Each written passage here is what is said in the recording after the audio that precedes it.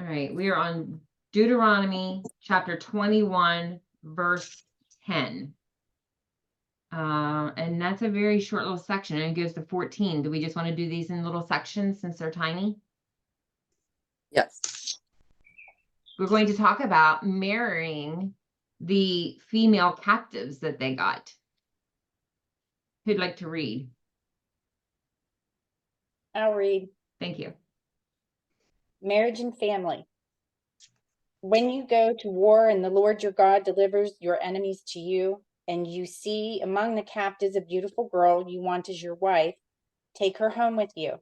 She must shave her head and pare her nails and change her clothing, laying aside that which she was wearing when she was captured, then remain in your home in the mourning for her father and mother for a full month. After that, you may marry her. However, if after marrying her you decide you don't like her, you must let her go free. You may not sell her or treat her as a slave, for you have humiliated her.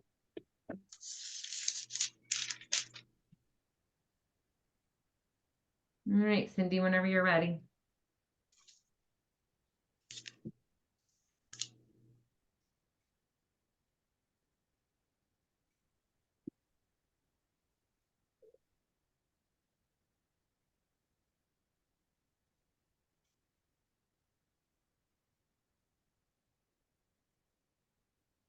This just gives an overview only of 20, 10 to 15 offer of peace. Are we in 20 or 21? We're 21. Okay.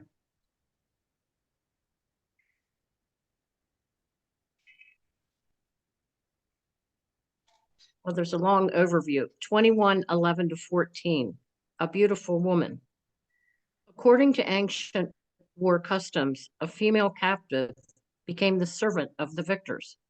Moses was given instruction to deal in a kind way with such issues. In the event her conquerors were captivated by her beauty and contemplated marriage with her, 1 month was required to elapse, during which her troubled feelings might settle. Her mind would be reconciled to the new conditions of conquest, and she could sorrow over the loss of her parents as she left home to marry a stranger. 1 month was the usual mourning period for Jews, and the features of this period, that is, shaving the head, trimming the nails, and removing her lovely clothes. Ladies on the eve of captivity dressed to be attractive to their captors. But the shaving of the head, trimming the nails, and removing lovely clothes were typical signs of Jewish grief. On the eve of her captivity? So when they knew someone was coming in, they got ready. They prepared to present themselves. Yes. Interesting. This action was important to show kindness to the woman and to test the strength of the man's affection. After the 30 days, they could marry. If later he decided divorce was appropriate, he could not sell her as a slave. She was to be set completely free because, quotes, you have humbled her. This phrase clearly refers to sexual activity in which the wife has fully submitted herself to her husband. It should be noted that divorce appears to have been common among the people, perhaps learned from their time in Egypt and tolerated by Moses because of their, quotes, hard hearts. 21:11-12. Among the captives, a beautiful woman. Such a woman would be from a non-Canaanite city that Israel had captured, since all the Canaanites were to be killed. These discarded items were symbolic of the casting off of her former life and carried purification symbolism. And there's a reference to Leviticus 14:18. For the clothing? I'm sorry, what? Leviticus 14:18 for the clothing? Yes, and Numbers 8:7. Thank you. So the head, the nails, and the clothing. And then mine picks up again at 15.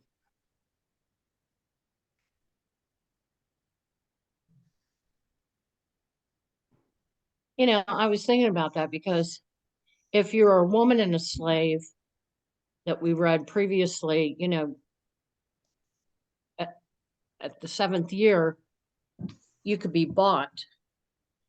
But I'm thinking with the captive women, you know, they couldn't be bought, but they were let go. But how did they support themselves? I mean, they'd have to stay. I mean, what would they do? Yeah, they wouldn't have any choices. I think,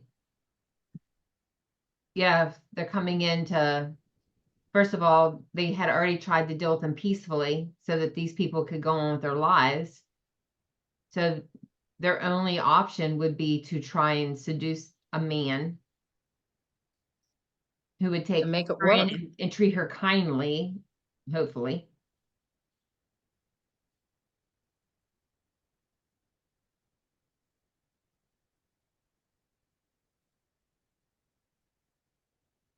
All right, Kathy, when you're ready. Yeah, where would she go? She couldn't go home because her whole family would have been destroyed. Yeah. I mean, they probably worked very hard to make it work. Taking a wife, 10 to 14.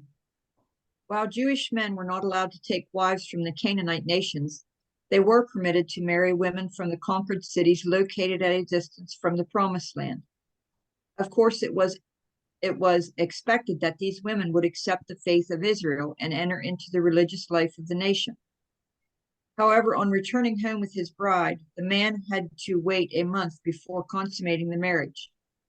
Knowing this would keep him from acting rashly and just taking an attractive woman to satisfy his desires, as if she were part of the spoils of battle. During that waiting period, the man could give serious consideration to what he was doing, and the woman could be emotionally prepared for a new beginning. For she had to shave her head, cut her nails, and put on different clothes. Shaving the head was part of the rituals for cleansed lepers, and that's in Leviticus 14:8-9. And the dedication of Nazarites who had fulfilled their vows, Numbers 6:18. While shaving the head would be a humbling experience for the woman, it could also be the sign of a new beginning, as it was for the leper and the Nazarite. I got a note here. For a man, the shaving of the head and the beard would be a humiliating experience, and there are references to Isaiah and 2 Samuel. And it would certainly be for a woman, and a reference to 1 Corinthians. While in mourning, Jewish men were not allowed to imitate the pagans by shaving their heads and cutting their beards. And this especially applied to priests. Well, her only Okay. other option would have been to become like a prostitute in a brothel or something. That would have been her option, Yeah. maybe. Or I Unless guess, she found somebody else. well, I mean, I was thinking like about Abraham and Sarah and Hagar, like, you know, Hagar, like maybe I guess you could be a slave that way and not, I mean, Hagar didn't have a choice. No, she didn't. I hate the way women were treated.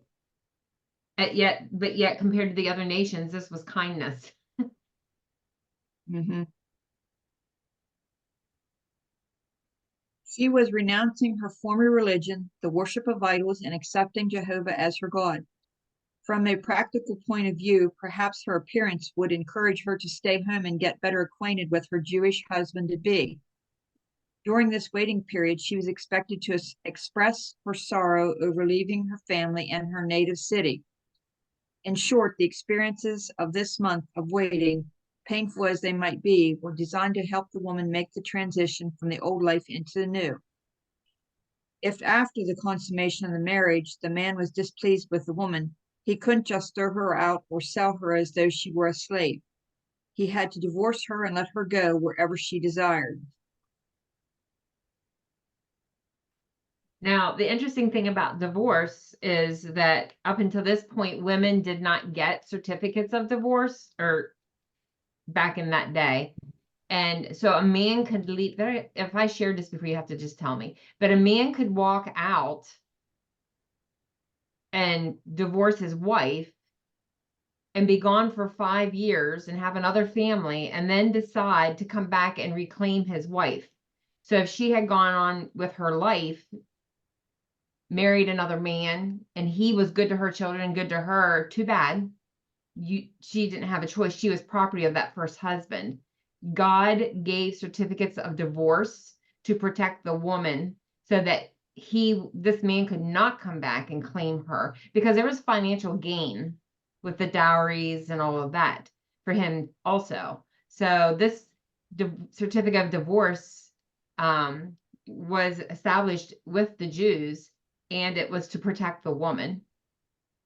Because when he also divorced her, like in a normal marriage, not slave, but when in a normal marriage, he would have paid a dowry, but the father would also give a dowry. If he chose to divorce her, he had to give her all that back.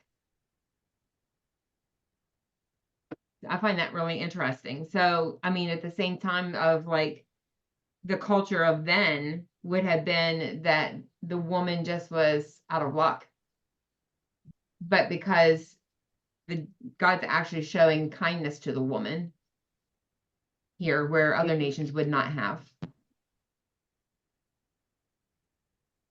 It's I was assumed. wondering, oh, go ahead. No, go ahead, Kim. I was wondering if it is the way it is in this verse 10 through 14, because they are women that are not originally of Israel. They're not in Canaan, they're not women of Canaan, but they're women in the outskirts cities, and that's why, you know, that was the way it was. Like they could just be put out if he decided he didn't like them. And then, because that doesn't say women of Israel were treated that way. Well, women of Israel would have gotten a certificate of divorce because Moses gave certificates of divorce, but it was because the hard-heartedness. That was the reason they allowed divorce, because of hard-hearted. So you made a vow when you got married, and then you decide not to honor that vow. You break the contract, and it's because of your hard-heartedness. And the person that's the victim is the one that has the right to apply for the divorce. It's really interesting once you study it. That book I read was fascinating. So it's a contract, and you broke your vow, not only to that spouse, but to God, which is what Israel did to God all through the Old Testament. That's why God divorced her. God was the victim. And it could be based on neglect of clothing, of like emotional, like not providing food, not providing clothing, and conjugal love, which included emotional love and protection for the woman. Well, that's not what the church has taught in generations before us. You could stay there and be beaten and be abused, but as long as your husband you can't prove that your husband was out having an affair, you can't do anything about it. Well, that's not what the Bible teaches.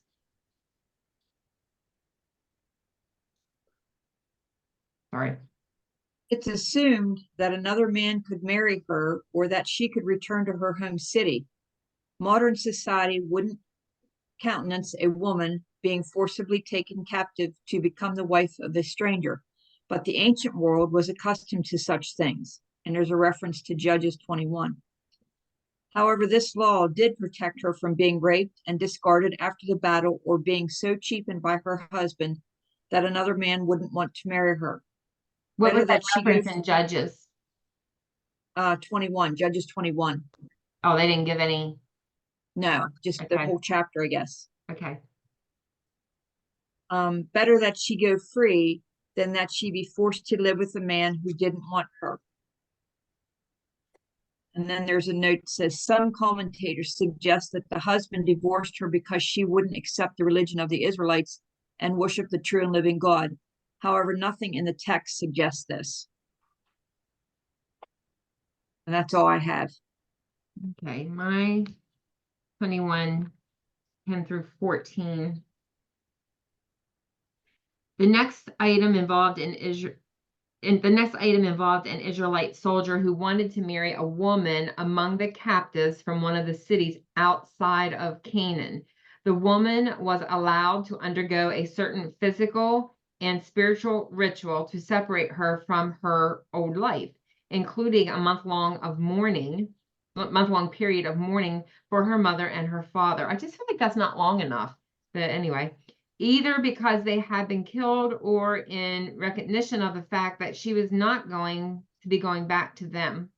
A provision was also made for divorce if the husband was not pleased with his wife, but he could not sell her or mistreat her in any way. Because I guess that's the other thing you could do too, if you were evil, is you could collect women and then marry them and divorce them for money and sell them. You know what I mean? So they weren't allowed to do that, was not allowed to mistreat her, though other nations often brutally mistreated women during times of war. This law provided a woman of a subjugated country with protection if a soldier wanted her for a bride. That's it. Any more thoughts in that section?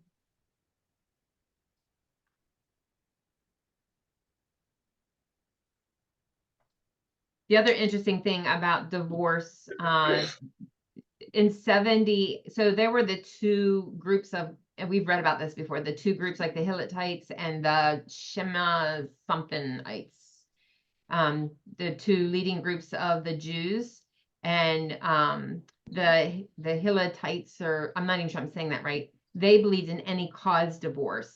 So you could just put any cause down on the certificate and it was fine, you could get divorced. Where this other group said no, like it's only if these things aren't met, like the clothing, the shelter, the food, the conjugal love. And so you had like all this where you had to make effort. You had to show that you had tried these things and the person was hard. Like it wasn't just you went out and just got divorced. You had to work at the marriage before the divorce. Anyway, in 70 AD, when Titus came in, the Hittites basically were the leading group, and the any cause divorce became what the church today learned. Like that, so it's kind of like those old documents were forgotten. And so they were able to go back and find like old manuscripts and things like that, old divorce certificates, and they were able to put together like what actually the culture and what was happening at the time. Any thoughts on that section? If not, we'll move on to 15. I just had it was a side reference in my Bible for verse 13, where it talks about it gives her that month to mourn her father and mother. And it has Psalm 45:10. And I just went back to that. And it just basically says, listen, O daughter, consider and give ear, forget your people and your father's house. Mm.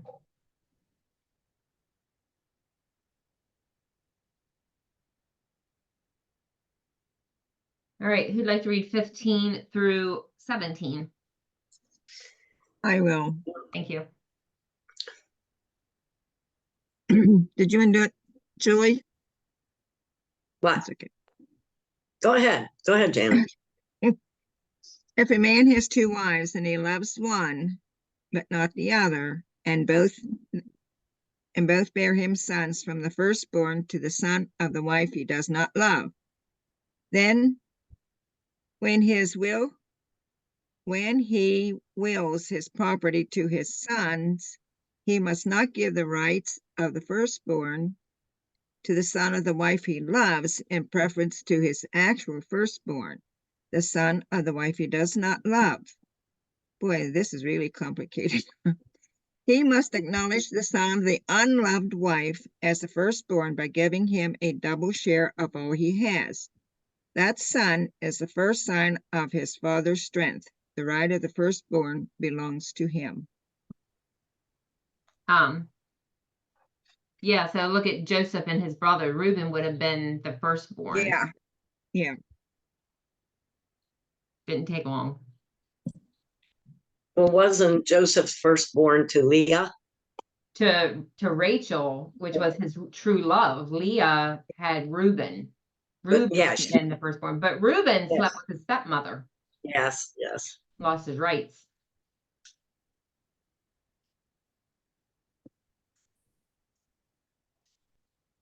Okay, 21:15-17 has 2 wives. In the original, the words literally say, quotes, has had 2 wives, referring to events that have already taken place, evidently intimating that one wife is dead and another has taken her place.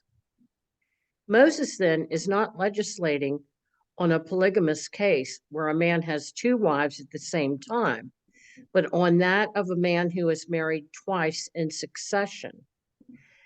The man may prefer the second wife and be exhorted by her to give his inheritance to one of her sons.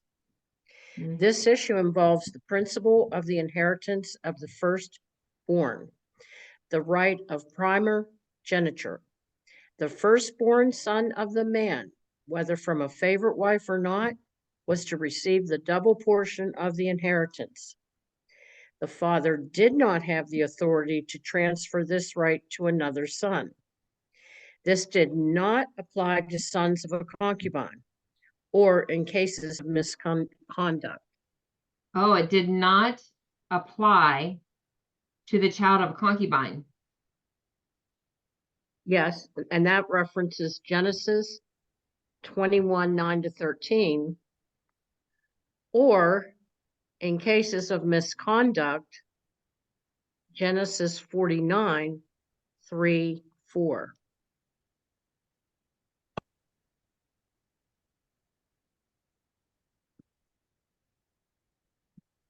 Which would explain Esau and Isaac.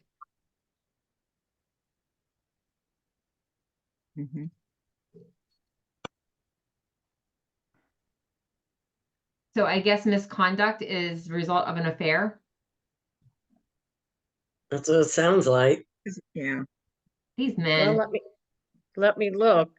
Genesis 49:3-4. Let me look.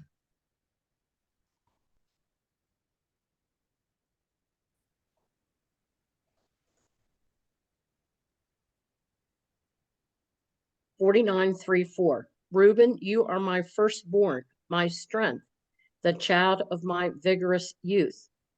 You are first in rank and first in power, but you are as unruly as a flood, and you will be first no longer. For you went to bed with my wife, you defiled my marriage couch. So that would be the misconduct, sexual, or yeah. Interesting. On the part of the son, not Yeah. the father. Joseph Right. still wasn't the next born, but anyway. I thought when it said misconduct, I thought it was going to refer to The father, yeah. the father.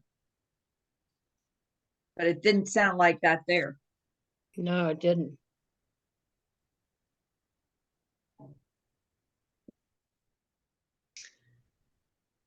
Whenever you're ready, Kathy.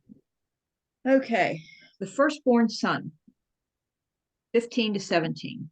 The original divine pattern for marriage was one man and one woman devoted to each other for one lifetime, and the 2 exceptions, polygamy and divorce, were permitted in Israel because of the hardness of men's hearts. And there's a reference to Matthew. The first polygamist was Lamech, a rebel against God, and there's a reference to Genesis there. And the men in scripture who followed his example brought heartache and trouble into their homes. Jacob discovered that having multiple wives meant competition and friction, and imagine that, competition and friction in the home, and brought a great deal of grief to the family. Genesis 29, 30, and 31, or 29, 30, and 31:1. God overruled the selfishness in the home and accomplished his purposes in building the nation, but some of the family members paid a price. At Passover, God spared the firstborn Jewish males who were sheltered by the blood of the Lamb. In honor of this gracious miracle, he commanded that all the firstborn of Israel, man and beast, should be dedicated to him, a reference to Exodus. Israel was God's firstborn son, and Israel's firstborn also belonged to him. It was also ordained that the firstborn son in the family would inherit a double portion of the estate. If there were 2 sons, the elder son received 2/3 and the younger son 1/3. Nothing could change this law, not even the husband's love for his favorite wife. In salvation history, it should be noted that God occasionally bypassed the firstborn son and chose the secondborn. Abraham's Israel, first, Jacob was the one that was named Israel, right? Because he had the sons. Okay. Sorry. Abraham's firstborn son was Ishmael, but God chose Isaac, and Esau was Isaac's firstborn, but God chose Jacob. And there's a reference to Romans. Jacob gave the special blessing to Ephraim, Joseph's second son, and not to Manasseh, the firstborn, reference to Genesis 48. God doesn't accept our first birth, which is of the flesh, but offers us a second birth, a spiritual birth, that makes us his firstborn children. References to John and Hebrews. Did he say Ephraim was the second born then? Yeah, Ephraim was the second. Okay. That's all I have.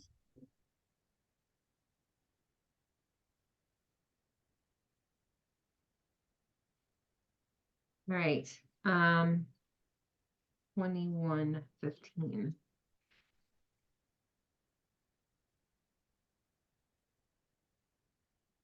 Discussion of marriage to a foreign captive led to another marriage issue, the case of polygamy and fathering sons by more than one wife. Polygamy was tolerated in the Old Testament times, but it was never God's standard for marriage, which was to be between one man and one woman. See Galatians 2:20 through 24. Importantly, the culturally accepted practice of taking more than one wife always led to problems among God's people. See, for example, the experiences of grief that polygamy brought into the lives of Jacob, David, and Solomon. Jealousy was just one of those problems. It could cause one wife to push her son forward as the favorite, even if he were not the firstborn. Nevertheless, fathers were strictly forbidden to play that game and were commanded to give their firstborn sons 2 shares of their estates, because those sons, whether or not their mothers held their father's hearts, had the rights of the firstborn. The end. I think that's a good place to stop. Any thoughts? We have 5 minutes. I guess I think about, like, okay, you got this guy that he loves one wife more than the other, and they both have sons. And I guess from God's perspective, those sons have no choice in who he loves. Whether it's the one mother or the other mother. So he had to set it. It has to be the firstborn, regardless of which one you love more than the other. Well, and you could, like, I mean, if a man is led by his brain, body parts, and a woman is manipulative, maybe that son is not the best choice, but he is led because of his whatever for her to make a bad decision. But Right. who is the best? Doesn't the firstborn have to be from his wife, though, not a Yeah. concubine? Yes. I guess I don't really know how did they determine like a concubine? What the heck was that? It's thundering here Oh, okay. Oh, wow. and raining. A concubine was just women he had on the side. So that being said, it wasn't like they were considered a wife. It was just somebody just to take the edge off.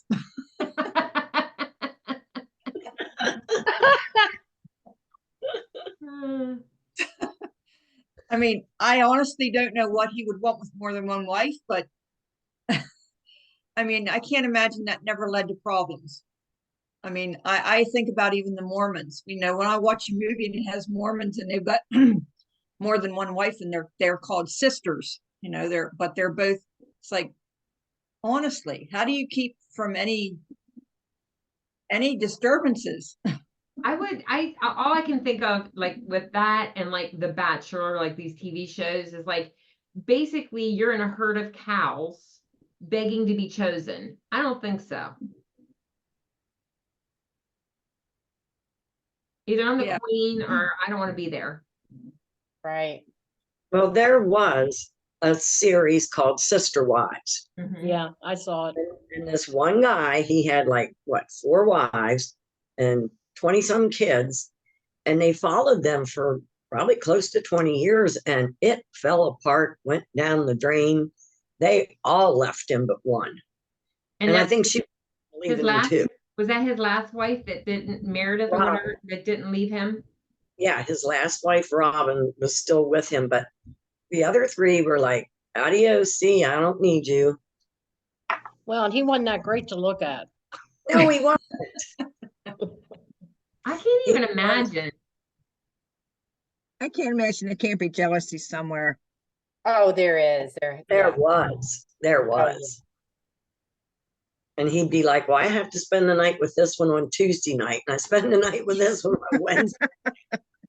And then he bought like this property and built houses for him. Oh, it was a mess. Yeah, no, thank you. All right. Well, this will conclude the reading of God's word for today. We will pick up tomorrow. When you stop recording, I want to say something. Okay. We'll pick up tomorrow at 18. Did you want to admit that you were a sister wife, Lori? But I don't want that on the recording.